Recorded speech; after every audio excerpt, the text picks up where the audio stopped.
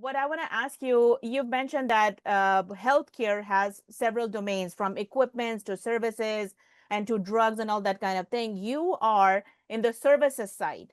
Um, uh, I mean, I'm sure that it's probably not as customer or patient centric, but what do you think were the challenges have been, or the opportunities for companies like this to be more connected and patient centric, if that makes Right, sense? Yeah.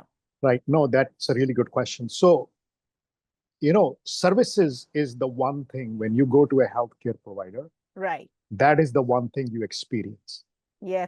The nurse sitting at the front, the receptionist, Mm-hmm. your bill is getting, it's wrong, or, they give you the wrong prescription, or you go to CVS and the drug is, you know, can't be reimbursed. All of that is considered, The services, services. Yep. right? So we are kind of the day-to-day of healthcare. Okay. Short of saying, somebody has a specific disease, we are Right. kind of in the everywhere world.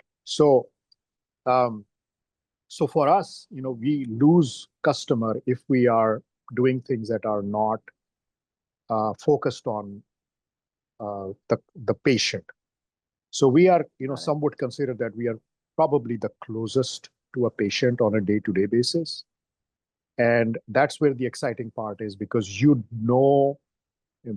are in our part of the world, what's working and what's not working.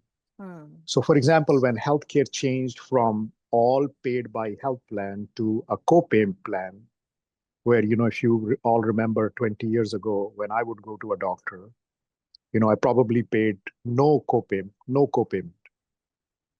I had no copay, zero copay. I would just Okay. go see a doctor, pay zero, and come back. Now that's a novelty. It doesn't exist. You have to pay $30, $50, Yeah. $70, because Yeah. they're moving, employers and government is moving some of the burden over to the patient. Right. And what's happening is that one thing we don't realize is, when you move that burden to patient, you're actually not moving that burden to patient. You're moving that burden to the doctor.